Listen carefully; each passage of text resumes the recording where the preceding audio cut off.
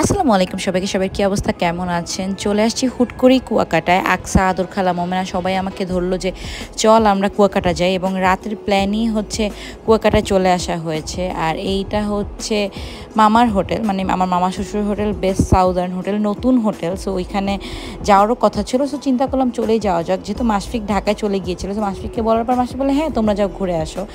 So এইটা ছিল আমাদের রুম, এবং আকসারা চলে গিয়েছিল অন্য রুমে। আমি, মাহিকা এবং আদর খালা ছিলাম এই রুমে, এবং আকসা, মহুয়া এবং ফারিবা ছিল অন্য রুমে। পুরো রুমটা অনেক মাশাআল্লাহ বড় ছিল এবং অনেক গোছানো ছিল। মামা যখন উদ্বোধন করেছে আমার আসলে তখন আসা হয়নি, আমরা তখন থাইল্যান্ড ছিলাম। সো আমার ফার্স্ট এখানে আসা।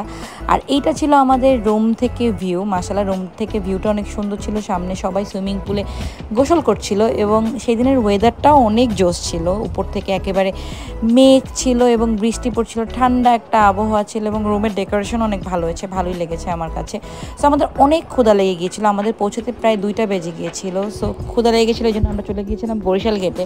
আর এইটা পুরোপুরি ছিল শিপন খালুর স্পন্সার, মানে আমাদের বিলটা সে ঢাকা থেকে দিয়ে দিয়েছিল। আর এরপর আমাদের সাথে কিছু চাখর আছে যারা কিনা টাইমে টাইমে তাদের চা খেতে হয়। এই হচ্ছে ওরা সবাই। বৃষ্টিও পড়ছে, মেঘও হচ্ছে, এবং তারা বলছে আগে চা খাবে, এরপর বিচে গিয়ে ভিজবো। তো এই যেই কথা সেই কাজ, চা খাওয়ার পরে আমরা চলে গেলাম বিচে। আমি না আসলে মনে করেছিলাম বিচে অতটা লোক হবে না, যেহেতু আমরা ঈদের চতুর্থ দিন গিয়েছিলাম। চতুর্থ দিন গিয়ে এত লোক দেখেছি, এরপর মাথায় আসলো যে অনেকের তো একেবারে টানা 7-8 দিন ছুটি পেয়েছে।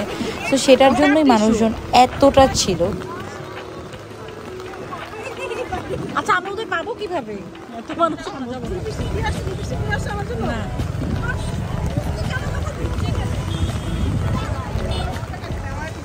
আচ্ছা দেন রেডি ছবি তোটা।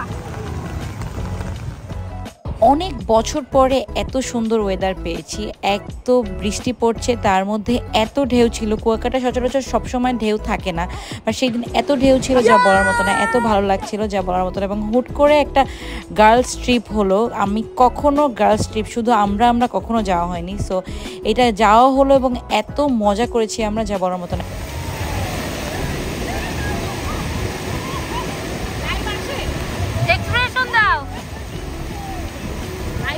প্রায় 3 ঘন্টা বিচে ভেজার পরে আমরা চলে এসেছিলাম সুইমিং পুলে, এবং এসে আমরা রিল বানিয়েছি, যেটা অনেকেই আপনারা দেখে ফেলেছেন, যারা দেখেনি দেখতে পারেন গিয়ে। আর এরপর অনেকক্ষণ আমরা ছিলাম, আমরা প্রায় 6:30 পর্যন্ত পানিতেই ভিজেছি। এরপর আমরা যার যার রুমে কিছুক্ষণ রেস্ট নিচ্ছিলাম। রেস্ট নেওয়ার পরে আমরা আবার বের হব। এখন আমরা ফিশ খেতে যাব, কারণ কুয়াকাটা আসছে, ফিশ খাবো না সেটা তো হয় না। আর এটা ছিল হচ্ছে সেই হোটেলের লবি, আর লবির পাশেই ছিল সুইমিং পুল। রাতের বেলাও বলে রেখেছিল ভাইয়া যে আপনারা যখন ইচ্ছে তখন নামতে পারেন। এরপর বের হয়ে চলে গিয়েছিলাম মাছ খাওয়ার জন্য। আদর খালা অক্টোপাস খাবে, আকসা লবস্টার খাবে, মাহিকা টুনা ফিশ খাবে, এবং সে লইট্টা ফ্রাই খাবে। এক একজন এক একটা রিকোয়ারমেন্ট। সো সব রিকোয়ারমেন্ট ফুলফিল করার জন্য আমরা সবাই মিলে চলে গিয়েছিলাম হচ্ছে সি ফুড খাওয়ার জন্য।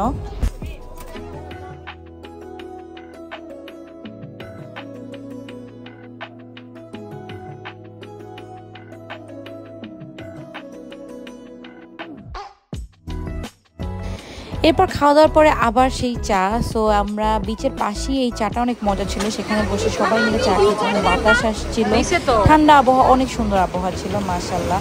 এরপর কিছুক্ষণ আমরা বসে বসে ওখানে আড্ডা মারছিলাম এবং বড় বড় ঢেউ দেখছিলাম। এবং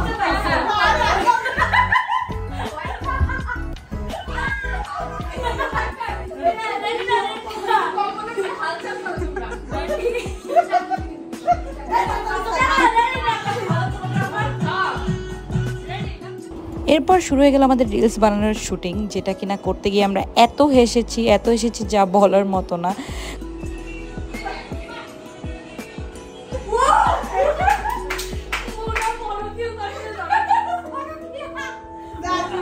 গল্প করতে করতে রাতে অনেক ক্ষুধা লেগে গিয়েছিল। সো আমরা আসার আগেই গ্রিল নিয়ে আসছিলাম, এবং আমরা সবাই এক রুমে ছিলাম। আসলে 2টা রুম আমরা শুধু নিয়েছি, যেহেতু এক রুমে বসে আমরা 4টা-5টা পর্যন্ত গল্প করেছি এবং অনেক মজা করেছি।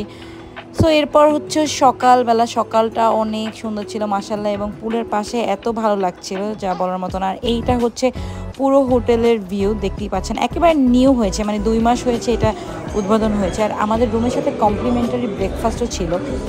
সো এই ব্লগে এই পর্যন্ত, সবাই ভালো থাকবেন, সুস্থ থাকবেন, আল্লাহ হাফেজ।